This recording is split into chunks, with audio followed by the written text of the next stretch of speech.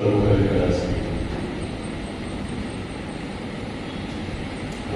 पिताનો સૌથી પહેલા આભાર માનું કે આ તક મને એમના તરફથી મળી કાઢી. તો બહુ સામાન્ય અને બહુ ભાવિ માણસ પ્રભુ ઉપયોગ કરે છે, માટે ઈશ્વરનો આભાર. સાથે ચર્ચની વ્યવસ્થા બાળક સાહેબનો આભાર કે લાયક બન્યો. ક્વાયરનો સવારે બોલે કહી ગયો, ક્વાયર બહુ મજબૂત છે. દાહોદના ક્વાયરના સાંભળવું પણ એક લાવો છે. ક્વાયરનો હું આભાર માનું છું. આ સૌ મને સાંભળી રહ્યા છો માટે આ સૌનો પણ આભાર માનું છું. મેં ગઈ વખતે મેં કહ્યું કે નવું નેતૃત્વ તૈયાર કરવું જોઈએ. મને ખબર નહીં કે આટલું ઝડપથી થઈ જશે. નવા સેક્રેટરી જીવન આવ્યા છે. થોડી વારમાં મને એવું દેખાયું છે કે સિન્સિયર છે અને સક્ષમ છે. સરકાર આપશો તો ખૂબ સારું પરિણામ આપશે. સવારે આપણા જે વિષય પર જોયું ખ્રિસ્તી ઓળખ, ક્રિશ્ચિયન આઈડેન્ટિટી. હું ખ્રિસ્તી છું અને એ ઓળખ હું છુપાવી શકતો નથી. અને દુનિયા પણ મને એક ખ્રિસ્તી તરીકે જુએ છે. આ ખ્રિસ્તી હોવું એટલે શું એ આખો અઠવાડિયું આપણે જોવા માંગીએ છીએ. મેં સવારે વાત કરી કે ખ્રિસ્તી હોવું, ક્રિશ્ચિયાનિટી એ કાસ્ટ સર્ટિફિકેટ નથી, એ કેરેક્ટર સર્ટિફિકેટ છે. ક્રિશ્ચિયાનિટી કોઈ જ્ઞાતિ નથી, ઇવન એ રિલિજિયન પણ નથી, ધર્મ પણ નથી. એ તો જીવન જીવવાની પદ્ધતિ છે. અને જ્યારે હું પોતાના ક્રિશ્ચિયન કહેવડાવું છું ત્યારે મારી પાસેથી ઈશ્વર અપેક્ષા રાખે છે કે મારી એક ચોક્કસ પ્રકારની જીવનશૈલી. સવારે એ પણ કહ્યું કે બહુ મોટું દૃષ્ટાંત છે આપણી સામે. કન્ડિશનિંગ. આ જગતમાં જન્મ્યા છીએ, જીવીએ છીએ એટલે જગતમાં જે પ્રશ્નો કરતા ખ્રિસ્તી વ્યક્તિના જીવનમાં પણ છે જ. નોકરીઓ કરવાની, આર્થિક બાબત, આ બધાની વચ્ચે ક્રિશ્ચિયાનિટી જાળવી રાખવી એ બધી વસ્તુ. એટલે ઘણી વાર આપણે જગતમાં ચિંતા જગત સેવા થઈ છે. વાસ્તવમાં આપણને એવું કહેવામાં આવે છે કે જગતનું રૂપ તમે ન ધરો.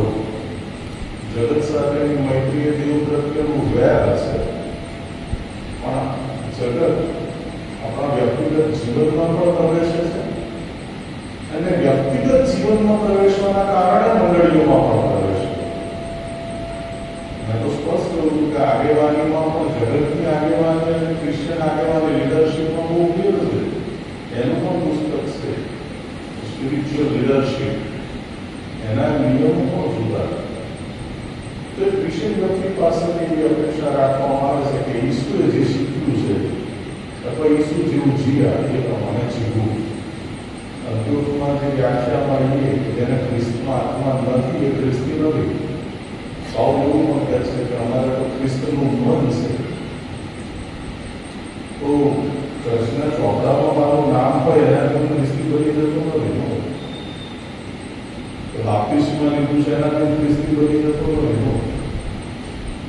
તો મારામાં ખ્રિસ્તનું મન હોવું અને ખ્રિસ્તનો આત્મા મારામાં હોવો એ મને વાસ્તવમાં ખ્રિસ્તી બનાવે. અને હું ખ્રિસ્તી બનવું પછી શું થાય છે?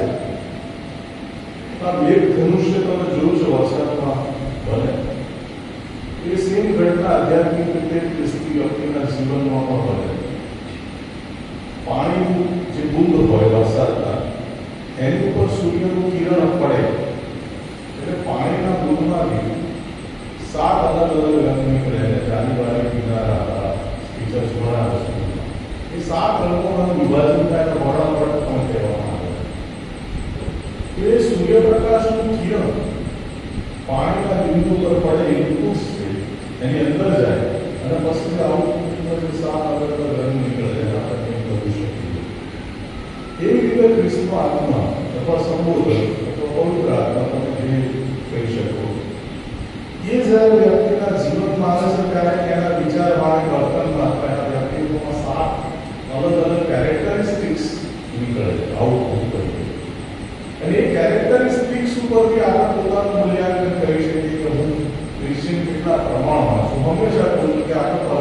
સ્પોન્ટેનિયસ ક્રિશ્ચિયન છે. ક્રાઇસ્ટ 100% છે. 100% ખ્રિસ્તી કેવો હોય કે ઈસુ ખ્રિસ્ત. હવે હું ઈસુ ખ્રિસ્તને ફોલો કરું, 100% બની શકતો નથી, પણ મારે મારી જાતને હંમેશા એક પરીક્ષા લેતા રહેવાનું, માર્ક આપતા રહેવાનું કે હું કેટલા ટકા ખ્રિસ્તી છું, હું કેટલા પર્સન્ટેજ ક્રિશ્ચિયન છું. ઘણી વાર એવું પણ તમે જોશો કે આ અઠવાડિયે હું આગળ વધ્યો છું, મારા પર્સન્ટેજ વધ્યા છે. કોઈ અઠવાડિયું એવું પણ લાગશે કે આ અઠવાડિયે મારા પર્સન્ટેજ ઘટ્યા છે. તો આવું પણ બનશે કે આપણે જોઈશું ભવિષ્યમાં. પણ મૂળભૂત રીતે જે 7 કેરેક્ટરિસ્ટિક્સ છે એ વ્યક્તિને ક્રિશ્ચિયન બનાવે છે, તો ક્રિશ્ચિયન છે કે નહીં એને સાબિત કરે. અને આ અઠવાડિયું આપણા મેઘધનુષ્યના 7 અંગો અને ખ્રિસ્તી જીવનના 7 ગુણધર્મો કહું છું, એના વિશે વાત કરી છે. આજે પહેલા ગુણધર્મો વિશે જોઈએ. એક મંડળીમાં કુલસન સત્તામાં ગયેલો એક ડોક્ટર છોકરીને મળી.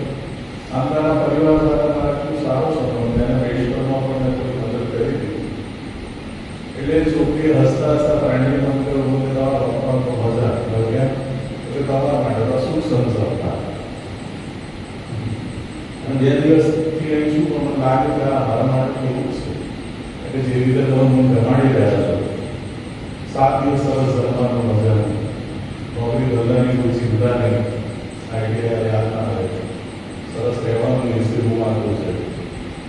પાછું જતા જતા કોઈ જગ્યાએ મને આલુ ભરી આવ્યું, કોઈ જગ્યાએ લસણ ભરી આવ્યું, કોઈ જગ્યાએ ક્યારે એક જગ્યાએ તરબૂચને સગટેને ખેડૂત આપી ગયું કે અંકલેશ્વરથી મારે લાવવાની.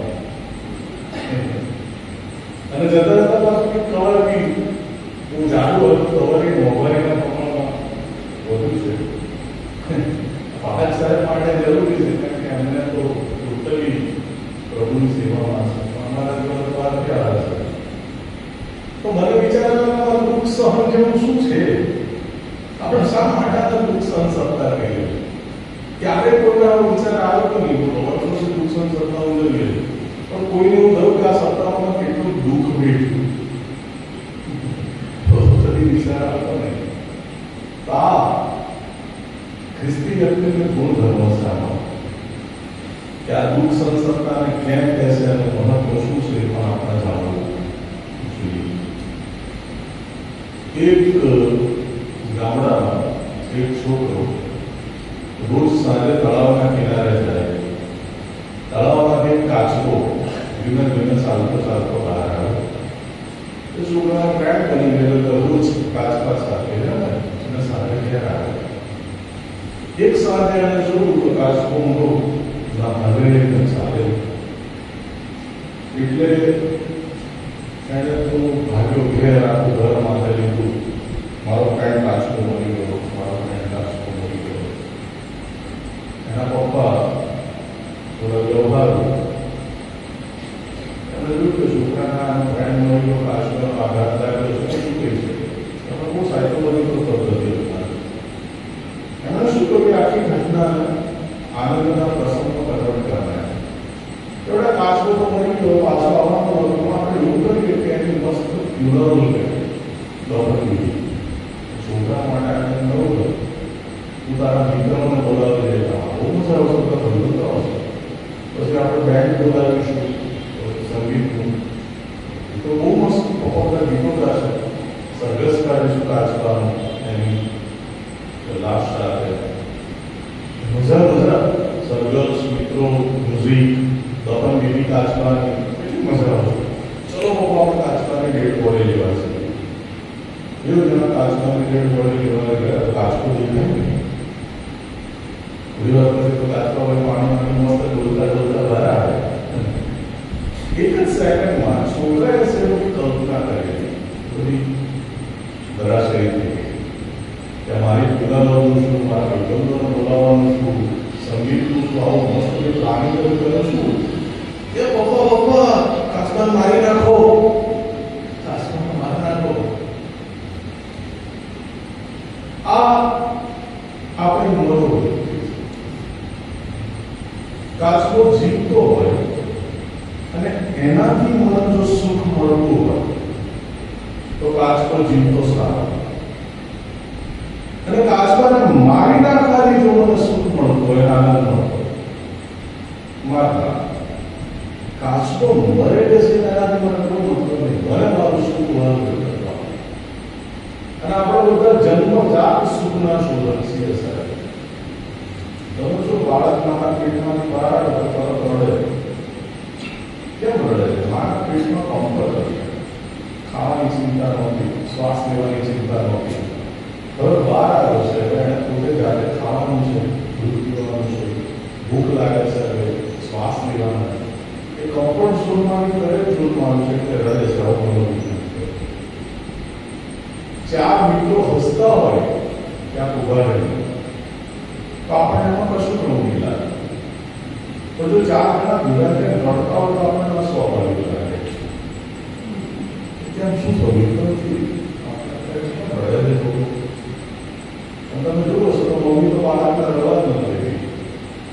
બાળક સહેજ અને બેટા બેટા બેટા શું જોઈએ એની બધી ચીજ પૂરી કરી નાખે, ચોકલેટ આપે. એટલે આપણને નાનપણથી મોટા થઈએ ત્યાં સુધી મગજમાં એવું બેસી જાય છે કે આ દુનિયામાં રડવું અસ્વાભાવિક છે. આપણે હસવા માટે આનંદ કરવા માટે જ આ દુનિયામાં આવે છે. દુઃખી થવું એ ગુનો છે આ દુનિયામાં. આપણને એવું નાનપણથી આ રીતે શીખવામાં આવે.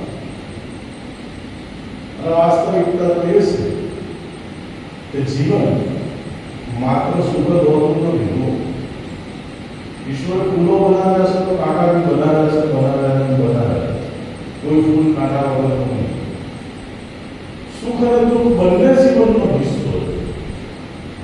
હું માત્ર સુખી અને સુખી જીવનની કલ્પના ના કરી શકું. દુઃખ નથી જોયું પણ આવી જાય. મારે તો સુખી થવું છે, આનંદિત થવું. અને તમે જો સુખી થવાના આપણા રસ્તા શોધીએ છે જાત જાતના. આપણે જે કઈ એક્ટિવિટીઝ છે બધી એક્ટિવિટી સુખી થવા માટે છે. હું તો ઘણી વાર એવું જોયું કે આપણે ચર્ચમાં કે ધાર્મિક ક્રિયાઓ પણ સુખી થવા માટે કરીએ છીએ, આનંદિત થવા માટે કરીએ છીએ. હમણાં તો કોઈ એવું કહેવામાં આવે કે તમે ચર્ચમાં જાઓ તો તમારી ઉપર દુખશે, કાંટાનો માર મુંગટ પહેરાવશે, ઓરડાનો માર મારશે. ઈસુને જે કર્યું તો કોણ ખરે ચર્ચમાં આવે? કોણ ચર્ચમાં ઉપરથી ના જાય દુઃખને નહીં સ્વીકારી શકતા. આપણે ધાર્મિક ક્રિયાઓથી સુખી થવા માટે એટલે કે લોકો સૂક્ષ્મ શબ્દ એવું કીધું. પણ દુઃખ જીવનનો અનિવાર્ય હિસ્સો છે. મેં સરસ કીધું કે આપણું જીવન કદીક લાગે રણ જેવું તો લાગે કદીક ઉપર. વર્ષે વર્ષા વેદનાની રડતા રડતા સહીશું, અવસર મળશે આનંદની તો હસતા હસતા વળીશું. ધરતી ઉપર એવું જીવશું કે જેવું ગગન. આપણું જીવન કદીક લાગે રણ જેવું તો લાગે કદીક ઉપર. આપણા દિવસો બી એક સરખા નથી. માદા નથી પણ માનતી આવે છે. ઘરમાં પ્રશ્નો, માણસ વચ્ચેના પ્રશ્નો, નોકરીના સ્થળે પ્રશ્નો, આર્થિક પ્રશ્નો. દુઃખી નથી થવું પણ દુઃખ જીવનનો હિસ્સો છે. એમાં 50 વર્ષનો જીવન તો બહુ અઘરું છે. એ તો ભાવનાત્મક રીતે બધી રીતે બહુ ટફ છે. અને હવે બાળકો પરદેશ ગયા પછી તો ક્રિશ્ચિયનોની સ્થિતિ બહુ ચિંતાજનક છે. તો દુઃખ છે. હવે આપણો દુઃખ પ્રત્યેનો અભિગમ મોસ્ટલી શું છે? ફાઇટ. કાં તો લડી નાખો દુઃખ સામે, કાં તો ભાગી જાવ. એસ્કેપિઝમ. આપણે દુઃખનો સ્વીકાર કરી શકતા નહીં. કારણ કે નાનપણથી આપણે સુખી થવાના જીવનનો હેતુ બનાવે. હવે દુઃખ આવે છે તો આધ્યાત્મિક રીતે જુના કરાર સુધી એવી સમજ રહી કે દુઃખ એ કર્મનું પરિણામ છે. એને રીટ્રીબ્યુટિવ લો કહેવાય.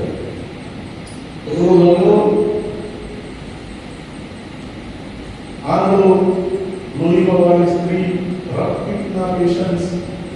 રક્તપિત્તની અસર સૌથી ખરાબ હતી એ સમય. એને પેલા ખાડામાં ફેંકી દે કે ખીણોમાં રહેવાની વસાહતો હતી, કોલોની. અને સમાજથી અલગ રહેવાનું. એ બધું જ. અને છતાંય સાસરી પડોશીઓ યાદે કોણ દયા ના આવે એમની વિશે. નો બીજું સંપૂર્ણના દ્રષ્ટાંતમાં બહુ ભારે ઝાડક નહીં કાઢે. એટલે એમને દેખ્યા કાર્ય લોકો એવું માનતા કે મુસાફરી શાસ્ત્ર પ્રમાણે કે આ શુદ્ધ છે, આ તો પાપનું પરિણામ છે. અને એ લોકો માન્યતા વિશ્વના સમય સુધી ચાલે કે માનવી શાના લીધે આવી ભાવનાને રીતે આવે, દુઃખ શાના રીતે આવે, ઈશ્વર ક્રોધે ભરાયા છે એટલે આપણને દુઃખી કરે. આપણે સમજી શકીએ કે ગરીબ જીવનો જે મોટો માણસ દુઃખ સહન કરે એ સમજી શકાય કે પાપી છે તો દુઃખ સહન કરે જ ઓકે. શું કે એને ભૂલ કરી છે તો એને શિક્ષા મળશે તો કશું ખોટું નથી. પણ બાઇબલમાં એક બહુ અલગ કોન્સેપ્ટ છે, બહુ જ અલગ કોન્સેપ્ટ છે. અને એમાં એવું છે કે જે ઈશ્વરના સેવકો જે ઈશ્વરના કહ્યા પ્રમાણે જીવે છે, ભક્તિ ભાવથી જીવે છે, જે ઈશ્વરના આધાર રાખે છે ઈશ્વર ઉપર, એવા માણસોને બાઇબલમાં દુઃખી થતા જોયા. હવે એને તો બિચારે પાપ કર્યું નથી, એ તો બીજા કરતા ઘણા સારા હતા. યુસુફને તમે જોઈ શકો. યુસુફે શું ભૂલ કે સારો કરે ભૂલ, એના 12 ભાઈઓમાં ઈર્ષા હતી, 11 ભાઈઓમાં એની ભૂલ, એને ગાળામાં ફેંકી દેવામાં આવે.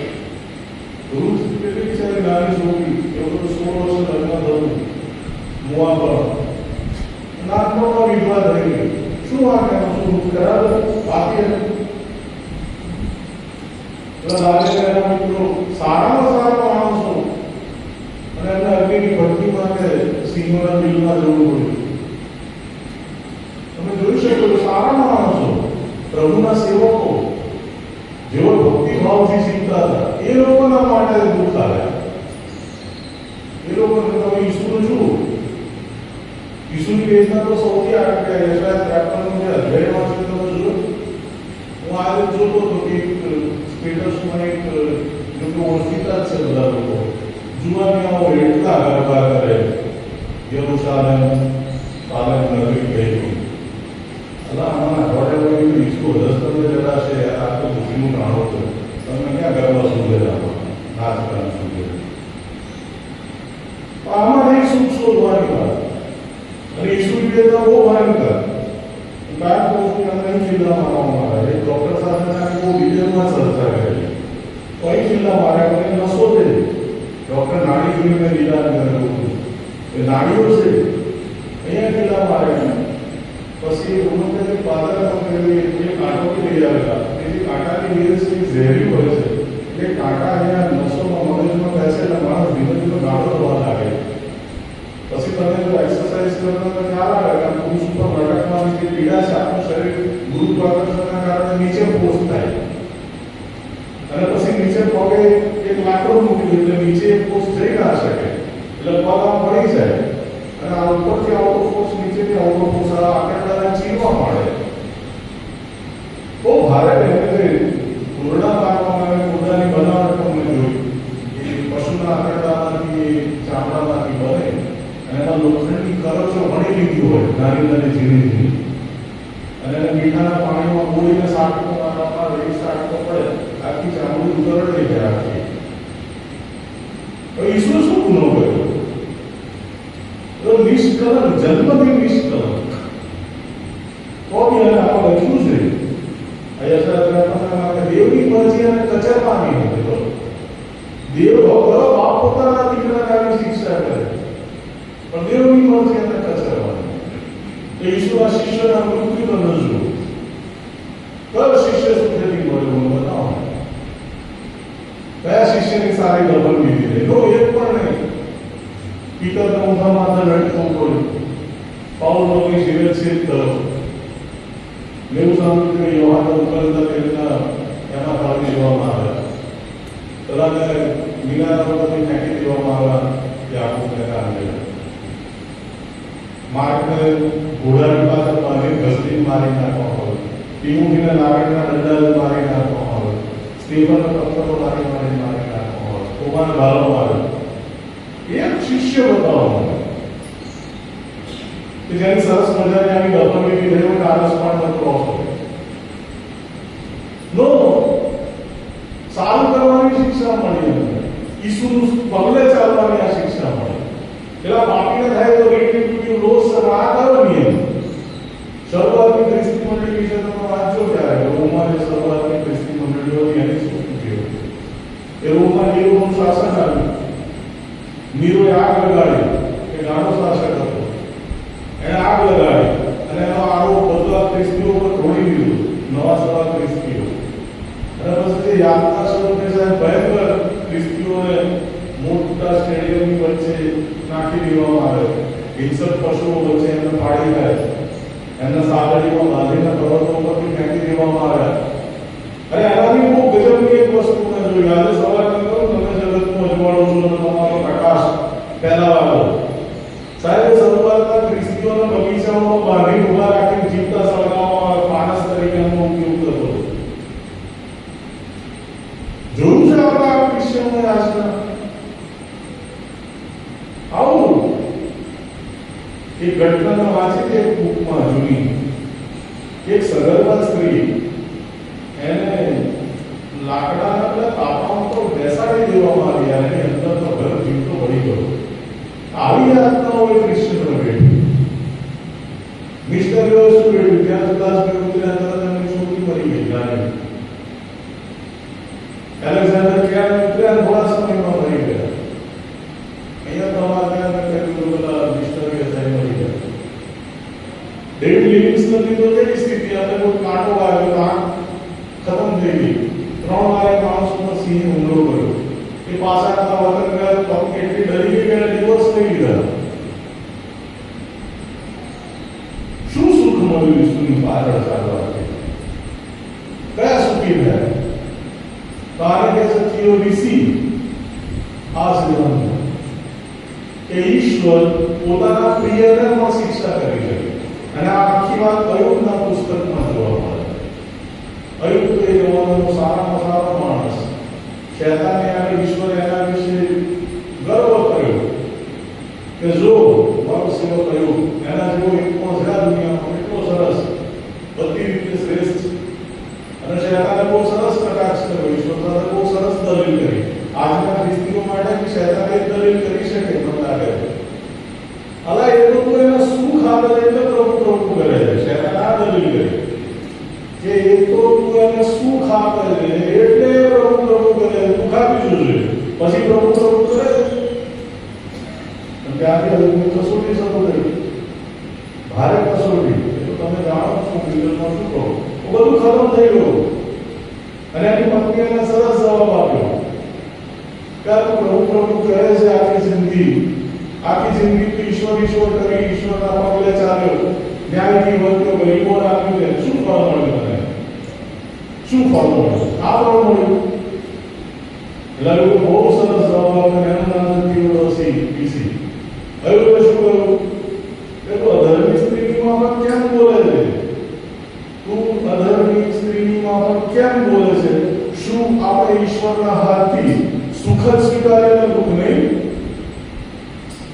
શું આપણે ઈશ્વરના હાથથી માત્ર ને માત્ર સુખ જ સ્વીકારીએ? સુખ આપે તો ઈશ્વર સારા ને ભલા, દુઃખ આપે તો નહીં. એમાં ક્યાં પ્રોસ્પરિટી વસ્તુ પેદા થઈ કે ભાઈ સુખ ઈશ્વર આપે, ઈશ્વર તો બહુ સુખ આપે અને પરિણામ આપણા ભારતની મીટિંગો કરી દાદા આપણે બધું એમ સુખ આપે ઈશ્વર. પણ આ બી એક વાત છે કે ઈશ્વરની પાછળ ચાલવાથી દુઃખ બી મળી છે કે શું ઈશ્વરના હાથથી આપણે સુખ જ સ્વીકારીને દુઃખ નહીં. ઘણી વાર ઈશ્વર દુઃખી પણ કરી શકે આપણને. અને બહુ સરસ એક વસ્તુ જોઈ કે પેઇન હેઝ ધ પર્પસ. જે દર્દ ઈશ્વર આપે છે એની પાછળ ઈશ્વરના હેતુ છે. કયા હેતુ છે? તો 3 હેતુ બહુ ટૂંકમાં સમજાવી છે. પેલો આંગળો ઈસુને મળ્યો એટલે શિષ્યોએ પૂછ્યું એક ત્રીજી દૂધી લો જેમાં શિષ્યો મોટા થાય યહૂદી ધર્મમાં. કર્મનો સિદ્ધાંત. શિષ્યો ઈસુને કહ્યું કે કોનું આપીશું? અમારા જન્મથી આંગળો. જન્મથી બાળક આપણે જોયું હોસ્પિટલમાં બાળક તમે જોયા હશે, કેન્સર હોસ્પિટલ નાનું બચ્ચું. હમણાં મારા મિત્રના છોકરું 3 વર્ષનું હરનિયાનું ઓપરેશન થયું. તો બાળક કેવું મોટું પાપ કરી નાખતું હશે? આપણે તો મોટા કરીએ, નાનું છોકરું શું પાપ કરે? તો પેલો જન્મથી આંગળો એટલે શિષ્યોને એ જ પૂરો થયું કે આપણું પાપ એનું પાપ. અચ્છા, જન્મથી આંગળો શું એના મા બાપનું પાપ? બીજું બહુ સરસ જવાબ આપ્યો કે કોઈનું પાપ નહીં, પણ દેવનો મહિમા પ્રગટ થાય એ માટે આવે. તો ઘણી વાર ઈશ્વર પોતાનો મહિમા પ્રગટ કરવા માટે આપણને દુઃખી થવા દે. આ એકદમ નવો કોન્સેપ્ટ, એકદમ નવી વાત. ક્યારેક કોઈ વિષય વ્યક્તિના મનમાં એ થાય પ્રશ્ન કે હું કેમ દુઃખી? બાઇબલ વાંચું છું, ચર્ચમાં જાઉં છું, પ્રાર્થના કરું છું, બધી રીતે પ્રભુનું કરું છું, તો બી મારા જીવનમાં શા માટે દુઃખ? તેનો જવાબ આ કે પ્રભુ પોતાનો મહિમા પ્રગટ કરે. તમે જોવો સુખની ક્ષણોમાં ઈશ્વર યાદ નહીં આવતા. આવે સુખની ક્ષણોમાં ઈશ્વર યાદ ના, દુઃખની ક્ષણોમાં જ આપણને ઈશ્વર યાદ આવે છે અને આપણે પ્રભુ પ્રભુ કરવા માંડીએ. છોકરાનું લગ્ન હોય, ગરબા ગાવાના હોય તો ઈશ્વર યાદ ના આવે. આવે તો ઈશ્વર યાદ ગરબા ગાતા ગાતા આયા હોય તો મળતું કે આ મને યાદ આવ્યા. નો, ના યાદ આવે સાહેબ. ખુશીના પ્રસંગમાં મરણની કેક કાપતા હોય તો ઈશ્વર યાદ ના આવે. પણ હમણાં ડોક્ટર આમ જોઈને કહે કે તમને કેન્સર જેવું લાગે છે, પછી કિડનીનો પ્રોબ્લેમ નથી ગયા, પ્રભુ પ્રભુ પ્રભુ બચાવો. દુઃખની ક્ષણોમાં ઈશ્વર યાદ આવે, સુખની ક્ષણોમાં ઈશ્વર આપણને યાદ નહીં આવે. અને દુઃખ ઈશ્વરનો મહિમા પ્રગટ કરે. પાપને ઈશ્વરે હઠીલો કર્યો એવું લખ્યું છે બાઇબલમાં. કેમ? ઈશ્વર પોતાનો મહિમા પ્રગટ કરે. ઈશ્વર બતાવ્યું કે હું આવા ચમત્કાર કરી શકું છું. તો પહેલી વસ્તુ આ છે કે ઈશ્વર પોતાનો મહિમા પ્રગટ કરે. દુઃખમાંથી બહાર આવે. મારા જીવનમાં ઘણી વાર બોલું છું, મને ઘણી વાર પ્રશ્ન થયા કે પ્રભુ કેમ મારી સાથે આવું કરે? પણ એ પ્રશ્નોના અંતે મેં જોયું કે હા, પ્રભુ તો પોતાનો મહિમા પ્રગટ કરે. એ હું શું એવું આપણને ફીલ કરાવે. બીજી વસ્તુ આવો કહે છે, બહુ અદભુત વાક્ય છે ગીતશાસ્ત્રનું, કે હું દુઃખી રહું એ મને ગુણકારક થઈ પડ્યું, બેનિફિટ મને લાભ થયો નથી. હું દુઃખી રહું તો મને ગુણકારક થઈ પડ્યું. કેમ કે હું તારા વિરુદ્ધ શીખ્યો. દુઃખ જીવન જીવતા શીખવે. દુઃખ જીવન જીવતા શીખવે. એક મારો મિત્ર છે, બહુ વ્યસની છોકરો, અને અચાનક એને તકલીફ આવી, પેટના પ્રોબ્લેમ બધા, મને કાલે છોડી દીધું. દુઃખ જીવન જીવતા શીખવે. સંઘર્ષ જીવન. બીજો બી એક છોકરો મેં એવો જોયો કે બહુ પપ્પા જેવા હતા, બહુ બેસા કરો, જેવા પપ્પા એક્સપાયર રહી ગયા, એના જીવનમાં આપોઆપ સ્ટેબિલિટી આવી ગઈ, ગંભીરતા આવી ગઈ, રિસ્પોન્સિબિલિટી આવી ગઈ, અને આખું કુટુંબ આવી ગયું. તો દુઃખ માણસને જીવન જીવતા શીખવે. ઘણી વાર સુખની ક્ષણોમાં આપણે જીવન જીવવાની પદ્ધતિઓ નહીં શીખી શકતા. એવું હું પોતે બી એનો અનુભવ કરી ચૂક્યો છું મારા જીવનમાં. મારા પપ્પાની અંદર ત્યારે બહુ જલસા કર્યા, યાશી કરી બહુ. પણ જેવા પપ્પા ગયા અને જવાબદારી આવી તો ખાસું તો ચેન્જ આવી શકે જીવનમાં. તો દુઃખ આપણને જીવન જીવતા શીખવે છે. દુઃખ આપણને જીવન જીવતા શીખવે છે, જીવન જીવવાની શક્તિ આપે છે. એક વૈજ્ઞાનિક હતા, એ પેલું કોશેટામાંથી પતંગિયું બને એ પ્રક્રિયાનો અવલોકન કરતા. તો લેબમાં નાનો છોકરો આવી ગયો ભૂલથી, અને અહીંયા જો કે પેલું પતંગિયાનું નાનું વીડિયો જેવું હોય એ મોટી કોશનું તોડવાની કોશિશ કરતો, તો એને દયા આવી, એને મસ્ત આમ કોશનું તોડી આવ્યું. એ તો કરી ગયો. એટલા વૈજ્ઞાનિક એને કપડા એટલે કેમ તોડ્યું? તો મેં તો દયા ભાવથી તોડ્યું. એટલે વૈજ્ઞાનિકે બહુ સરસ જવાબ આપ્યો કે જે કોશિશ તોડવા માટે પ્રયત્ન કરે છે એમાંથી એને જીવવાની શક્તિ પ્રાપ્ત થાય. તો આ જે સંઘર્ષ છે જીવનમાં આવતા લોકો, એ પણ આપણને જીવવાની એક શક્તિ આપે. બહુ સુંદર વાક્ય છે, એવા તારા દિવસ ઉતારો બળ થશે. આ વાક્ય મેં અસંખ્ય લોકોને કહ્યું કે જેવા તારા દિવસો છે એવું તારો બળ થશે. ઈશ્વર તને જીવન જીવવાની શક્તિ આપશે આપશે આપશે. Don't worry. તો બીજી વાત આ છે કે બીજી બહુ મહત્વની વાત પિતરે કરી કે જેણે દેહમાં સહન કર્યું છે એ શુદ્ધ થયો છે. તો દુઃખ એક પ્રવેશની પ્રક્રિયા છે, શુદ્ધિકરણની પ્રક્રિયા. સોના વિશે એવું કહેવાય છે કે એને તપાવવું પડે તો એ શુદ્ધ થાય. અગ્નિથી સોનાની કસોટી થાય. તો જીવન તપે છે દુઃખોમાં, અને એનાથી એક શુદ્ધતા ઉત્પન્ન થાય છે. એ આખો અલગ વિષય છે. જૈનિઝમમાં તપનું મહત્વ. તો પાઉલે આ એક વાત કરી છે કે રખેને પ્રભુનું કામ કરવા છતાંય, રખેને પ્રભુનું કામ કરવા છતાંય હું ઈશ્વરથી નાપસંદ ન થાવ માટે હું સર્વ પ્રકારે દેહ દમન કરું છું. દેહ દમન કરે. પ્રભુનું કામ કરવા છતાંય હું ઈશ્વરથી નાપસંદ ન થાવ.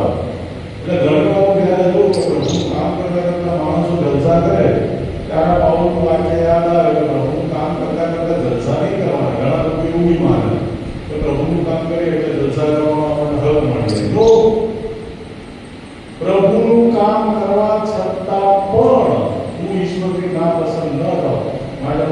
દમન કરવું.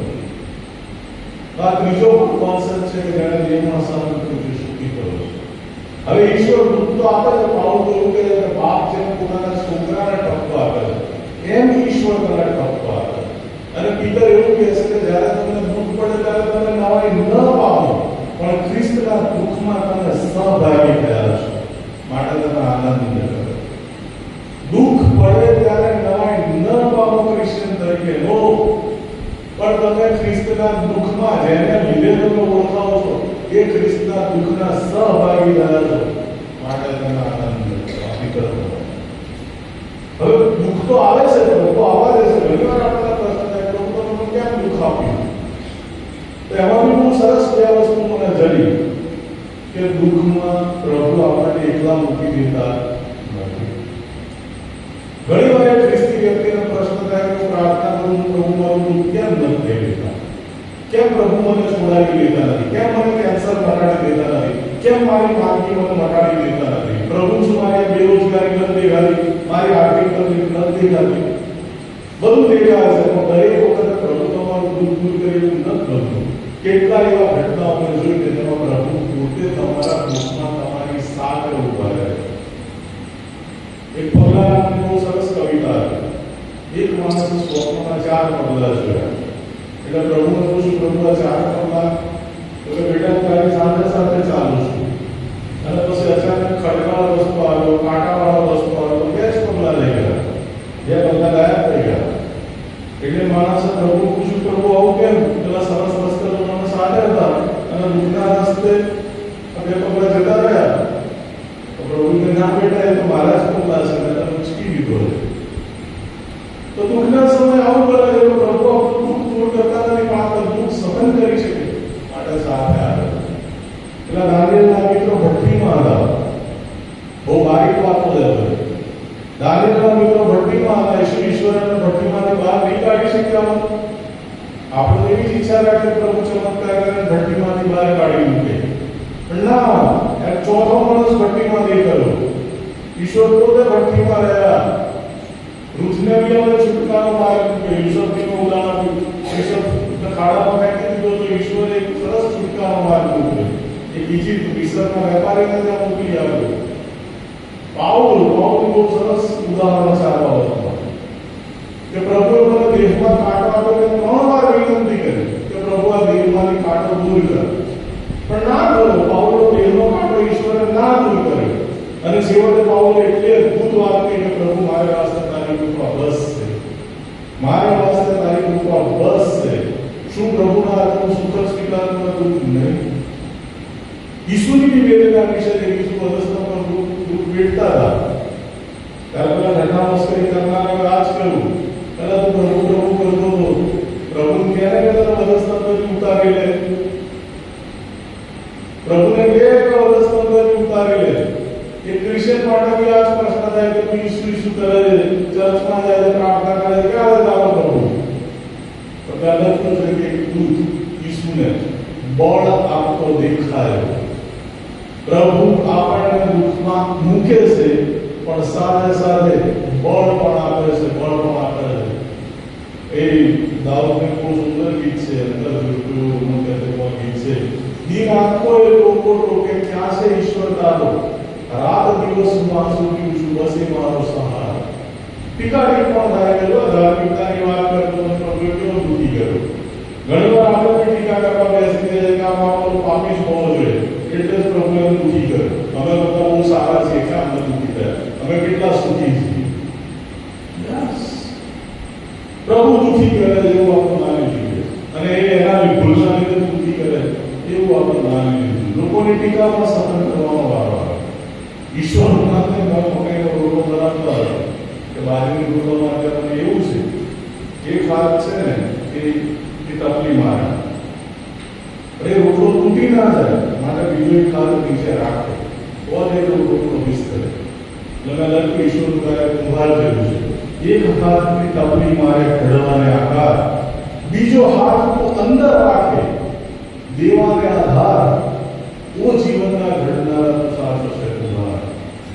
ઈશ્વર જાણે છે કે આપણે માટીના બનેલા છે, આપણે તૂટીના છે, ભાંગીના છે, માટે ઈશ્વર એક આધાર સાથે બીજી એક મહત્વની વાત, જેમ સુખ કાયમ નથી દુઃખ પણ કાયમ નથી.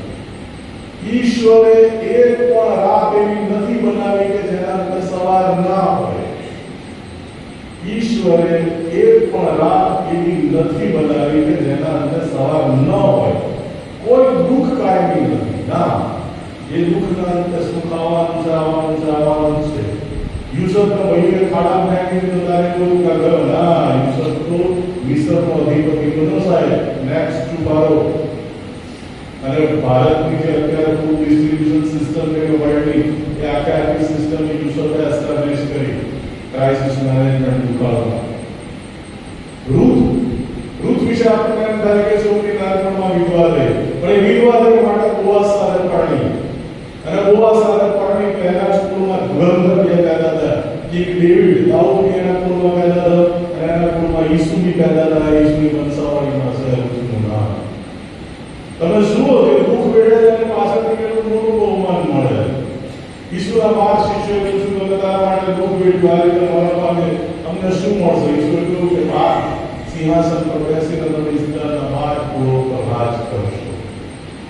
દુઃખ સહન કરીએ છીએ, પણ એના પછી એક ગ્લોરિફિકેશન છે, એના પછી એક ઉત્તમ જીવનની સ્થિતિ આવે છે, અને એનું નામ છે ક્રિશ્ચિયન હોપ, એનું નામ છે ક્રિશ્ચિયન આશા. દુઃખ પછી સુખ આવે છે, દુઃખ કાયમી નથી. અને હવે જે મહત્વની વાત છે હવે છે કે ઈસુ આપણને સામે ચાલીને દુઃખનો સ્વીકાર કરવાનું શીખવે. સામાન્ય રીતે દુનિયા દુઃખથી દૂર ભાગે છે. જગતના લોકો, જગતની વિચારધારા દુઃખથી દૂર ભાગે છે. ઈસુ આપણને ખ્રિસ્તીઓને સામે ચાલી સુખી થવાનું કહે છે. બહુ અદભુત કોન્સેપ્ટ છે, બહુ અદભુત કોન્સેપ્ટ છે ઈસુનો. ઈસુને જ્યારે એવું કહેવામાં આવે, ઈસુ એના શિષ્યોને કહે છે કે હવે હું યરૂશાલેમ જાઉં, શાસ્ત્રીઓ ફરોશોના હાથે દુઃખ વેઠું, ક્રૂસે જડાવવું અનિવાર્ય છે, મારા માટે દુઃખી થવું, મરણ પામવું અનિવાર્ય છે. Let us go to Jerusalem. ચાલો આપણે જેરુસલેમ જઈએ. કોણ જાય તો? મને જો એવી ખબર હોય કે દાઉદમાં હું જઈશ તો દાઉદ સોમવારે બલસ્તરમાં લટકાઈ દેશે દાઉદવાળાને, તો હું આવું ખુલ્લે કે ના આવું કે મરી જવાનું, ત્યાં કોણ જાય? ના જાય કોઈ જાય. કોઈ વ્યક્તિ સામે ચાલે દુઃખની સામે ના જાય. ઈસુ એકમાત્ર એવી વ્યક્તિ છે જે આપણને એવું શીખવે છે કે જાઓ દુઃખ વેઠવા જાઓ. અને પિતાએ ના પાડી ઈસુને કે ના પ્રભુ તારી સાથે હું ના બનું. અને એના આગળના કેવો ઈસુએ પિતાને એવું કહ્યું તારી પર મંડળી બાંધીશ.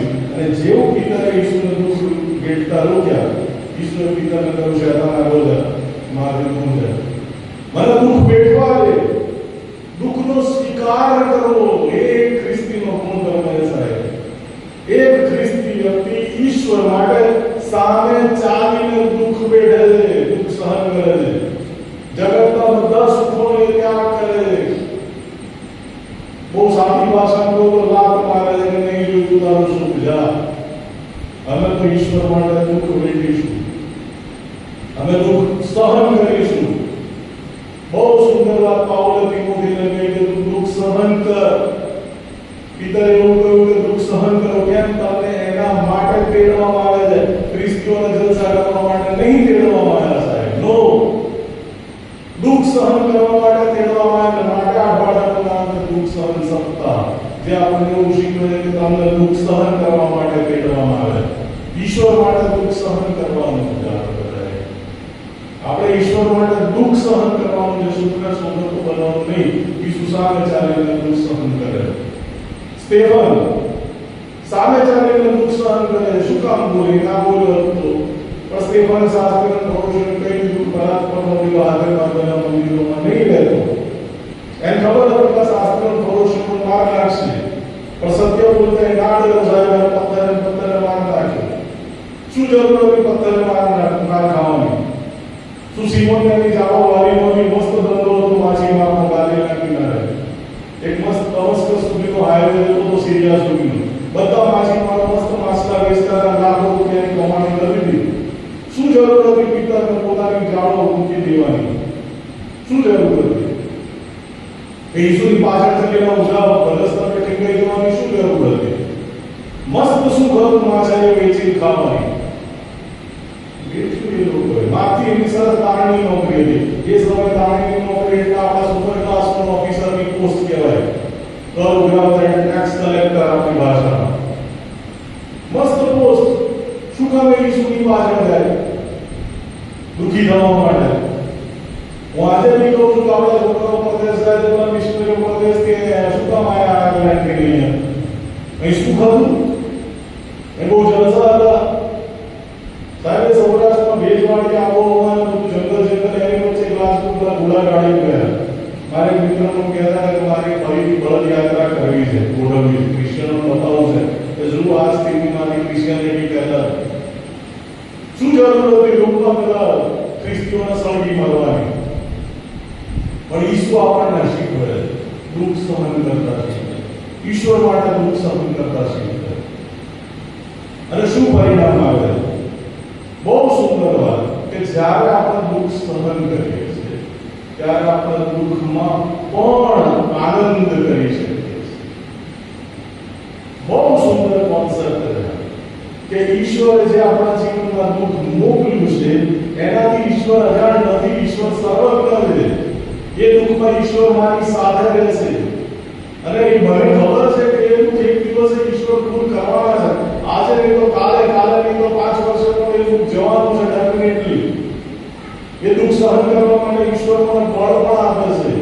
અને હું જ્યારે દુઃખમાં આ રીતે સ્વીકાર કરું છું પોઝિટિવલી ત્યારે મારા માટે દુઃખ નહીં રહે. પછી મારા જીવનમાં સુખ અને દુઃખ એવા બે તફાવત નહીં રહેતા. જે સ્થિતિમાં હું સુખી હોઉં છું એ જ માનસિકતા સાથે હું દુઃખને વિસર્જન કરું છું. ક્રિશ્ચિયન વ્યક્તિ ઓપરેશન થિયેટરમાં જાય કે કાતો જવો જોઈએ. એક પાલક સાહેબ ઓપરેશન હતું, ગળાનું 7 કિલો ગાંઠનું.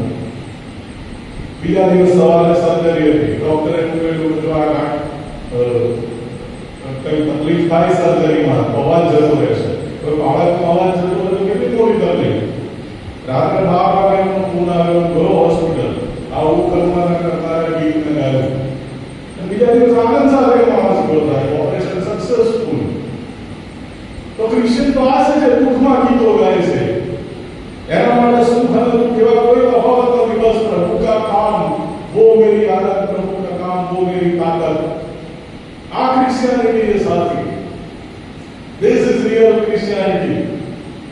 સુખી થવા માટે તો સૌ કોઈ જીવે સાહેબ, પણ પ્રભુના માટે દુઃખ સહન કરે એ સાચો ખ્રિસ્તી. દુઃખનો સ્વીકાર કરે ત્યારે પાઉલ અને સિલાસ કેદખાનામાં ગીતો ગાઈ શકો. તમે કેદખાનામાં પણ ગીતો ગાઈ શકો. બહુ સુંદર વાત. રોમમાં ક્રિશ્ચિયાનિટી આવી. રોમમાં જે પહેલી ક્રિશ્ચિયાનિટી માની શકો આખો દેશ ક્રિશ્ચિયન થઈ ગયો હતો. જોસીફસ નામનો ઇતિહાસકાર લખે કે રોમ કેમ ક્રિશ્ચિયન થયું. એમાં બહુ સરસ વાત હતી કે જ્યારે ક્રિશ્ચિયનોને હિંસક પશુની સામે ફેંકી દેવામાં આવતા હતા, જ્યારે ક્રિશ્ચિયનોને બગીચામાં જીવતે જીવ સળગાવવામાં આવતા હતા, જ્યારે ક્રિશ્ચિયનોને પર્વત ઉપરથી ફેંકી દેવામાં આવતા હતા, ત્યારે ક્રિશ્ચિયનો આનંદથી ગીતો ગાતા હતા. અને રોમના એલાઇટ ક્લાસ, એ પ્રતિષ્ઠિત લોકો, શ્રીમંત લોકો, એમને આમ થયું કેવો ધર્મ જે દુઃખમાં બી આનંદ કરવાનું શીખવે છે, જે દુઃખમાં બી ગીતો ગાતા શીખવે છે. અને આખું રોમ ક્રિશ્ચિયન થઈ ગયું છે. જ્યારે આપણે દુઃખનો પોઝિટિવલી સ્વીકાર કરીએ છીએ, ઈશ્વરની ભેટ તરીકે સ્વીકાર કરીએ છીએ, ત્યારે દુઃખ આપણા માટે પ્રયત્ન ક્યારે આપણે બોલી શકીએ છીએ કે પ્રભુમાં સદા સદા સદા સદા શબ્દનો મહત્વનો છે. ફોરએવર આનંદ કરો, સદા આનંદ કરો, સુખમાં બી આનંદ કરો, દુઃખમાં પણ આનંદ કરો. દુઃખમાં પણ આનંદ કરો. ફરીથી કહું છું, પાઉલ સેકન્ડ ટાઈમ એને રિપીટ કરે છે. ફરીથી કહું છું કે પ્રભુમાં સદા આનંદ કરો. અને સર્વ સંજોગોમાં ખાલી સુખના પ્રસંગોમાં જ નહીં, દુઃખના પ્રસંગોમાં પણ આભાર સ્તુતિ કરો. સદા આનંદ કરો, સર્વ સંજોગોમાં આભાર સ્તુતિ કરો. કેમ? એ ખ્રિસ્તીનું લક્ષણ છે. ખ્રિસ્તી સહનશીલ હોય છે, દુઃખને ઈશ્વરની ભેટ તરીકે જુએ છે, ઈશ્વર માટે દુઃખ સહન કરવા માટે એ આનંદ કરે છે અને બહાર સુધી કરે છે। એક રાજા એક ચિત્રકારને કહ્યું કે ચિત્ર દોરી લાવે બહુ અશાંત છું, બહુ દુઃખી છું, નિરાશ છું, એવું ચિત્ર દોરી લાવ કે જીવનમાં આનંદ થઈ જાય। એ ચિત્રકાર ચિત્ર દોરી લાવે। રાજાએ ગુસ્સે થઈને ચિત્રકારને કપાઈ નાખ્યો। આ શું ચિત્ર દોરી લાવે? આ તો તે આકાશમાં વાવાઝોડું અને વીજળીઓ બતાવે છે કે સમુદ્ર દોરો તો સમુદ્રમાં તોફાન છે, મોટા મોજા ઉછળતા તે દોર્યા છે। તે નાની લાકડાની હોડી બતાવે છે, હોડી તૂટેલી બતાવે છે। ત્યાં તો એ હોડી પર બે પાંચ માણસો બતાવે છે, દોડા સાથે જીવ બચાવવા માટે કૂદતા બતાવ્યા છે। હવે આમાં ક્યાં શાંતિ કે આનંદ મને જડે? આ તો એક તોફાનમાં સપડાવેલી તૂટી ગયેલી હોડીનું ચિત્ર છે, જેમાં માણસો જીવ બચાવવા માટે દોડા કરે છે। અને ચિત્રકારે બહુ સરસ જવાબ આપ્યો કે રાજા, તમે ચિત્રને ધ્યાનથી જુઓ। એ ચિત્રમાં આવી સ્થિતિમાં મેં પેલો જે કુવાસ્તવ હોય હોડીનો સળગ્યા બાદ એની ટોચ ઉપર એક નાનો પક્ષી દોર્યું છે અને તમે જો એ પક્ષી ગીત ગાઈ રહ્યું છે। આ ખ્રિસ્તી વ્યક્તિ છે। દુઃખમાં તો બધા હસે, સુખમાં તો બધા હસે, સુખમાં બધા ગીત ગાય, પણ જે દુઃખમાં